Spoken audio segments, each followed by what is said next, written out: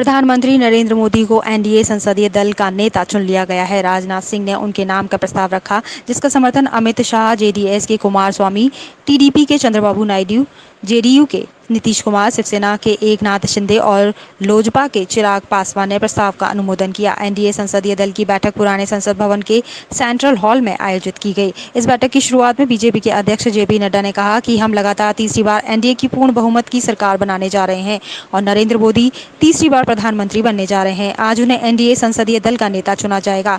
JP Nadda ने कहा कि पीएम मोदी ने सबका साथ, सबका विकास, सबका विश्वास की नीति पर काम किया और आज भारत इसी मूल मंत्र पर काम कर रहा है और विश्व में अपनी पहचान बना चुका है। जेपी नड्डा ने प्रधानमंत्री नरेंद्र मोदी का स्वागत रामधारी दिनकर की कविता वसुधा का नेता कौन हुआ से की।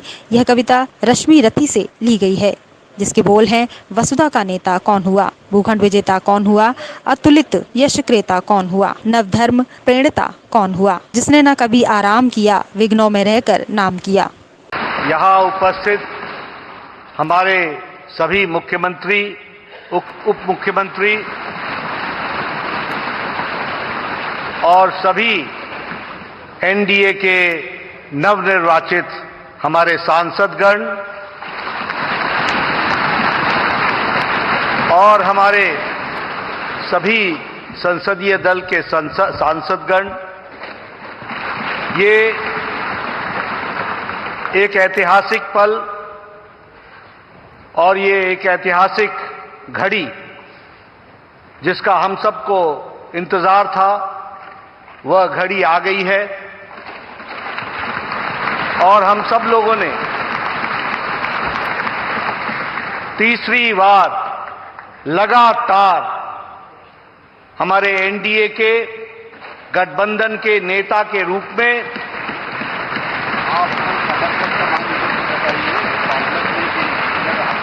अपने आदरणीय प्रधानमंत्री और नेता का चयन सब करने वाले हैं। इस ऐतिहासिक घड़ी पे और इस ऐतिहासिक सेंट्रल हॉल संविधान सदन में आज हम सब लोग इसके चश्मदीद गवाह बन रहे हैं। ये हम सबका सौभाग्य है। मैं आप सब लोगों की तरफ से और हमारे इलेक्ट्रॉनिक मीडिया के माध्यम से करोड़ों लोग जो इस समय संसदीय दल की गतिविधि को देख रहे हैं, उन सब की ओर से आदरणीय प्रधानमंत्री जी का हार्दिक अभिनंदन करता हूं और स्वागत करता हूं।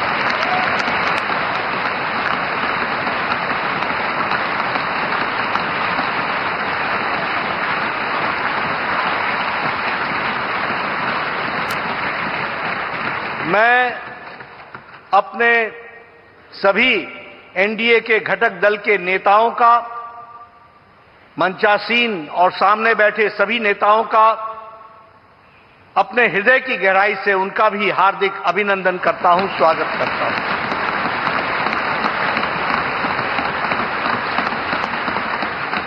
हम सब लोग आदरणीय प्रधानमंत्री जी को अपने दिल की गहराइयों से हार्दिक बधाई देते हैं, जिनके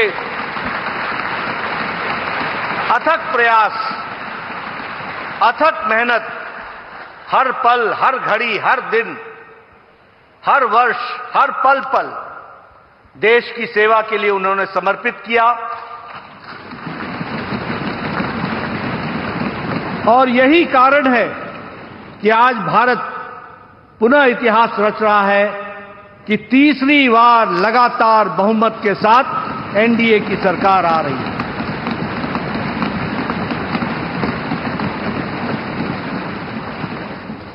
मैं इस घड़ी में इस बात का भी उल्लेख करना चाहता हूं कि जहां हमने लोकसभा में एनडीए ने बहुमत हासिल की और तीसरी बार लगातार, वहीं हमने उड़ीसा में भी अपनी विचारधारा की सरकार बनाई और वहां भी हमें सफलता मिली।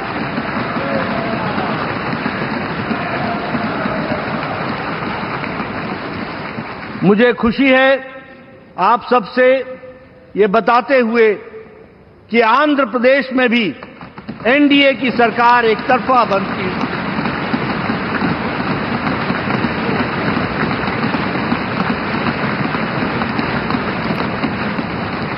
और अरुणाचल प्रदेश में लगातार तीसरी बार भी हमने अपनी सरकार बनाई है।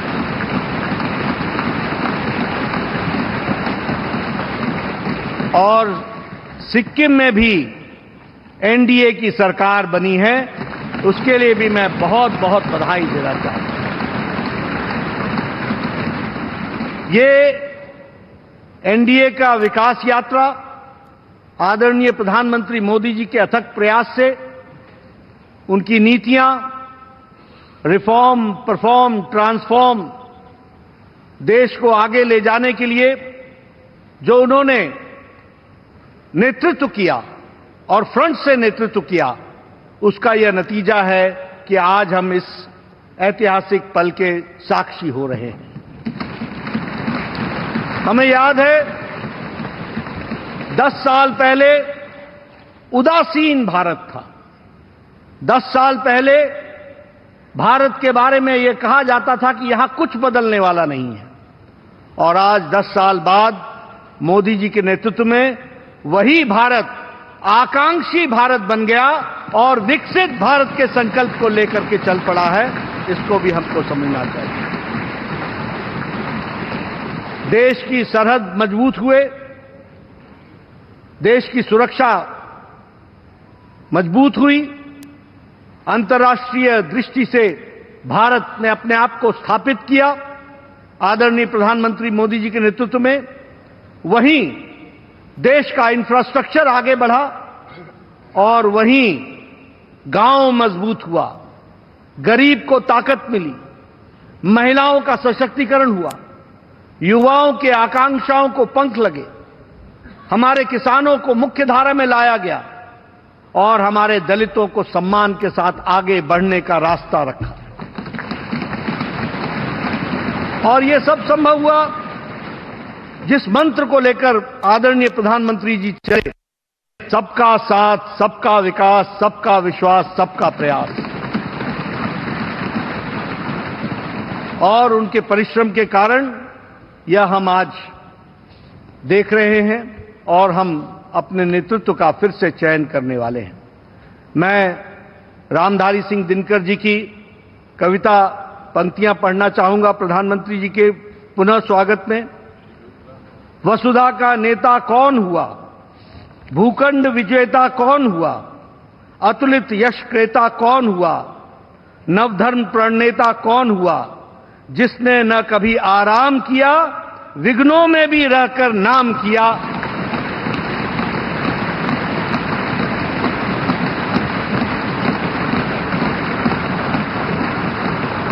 ऐसे हमारे यशस्वी प्रधानमंत्री जी के नेतृत्व में हम आगे बढ़े हैं। मैं अपने वरिष्ठ नेता, भारत सरकार में रक्षा मंत्री रहे आदरणीय श्री राजनाथ सिंह जी से अनुरोध करूंगा कि वह इस सदन में एक प्रस्ताव रखें। आदरणीय राजनाथ सिंह जी।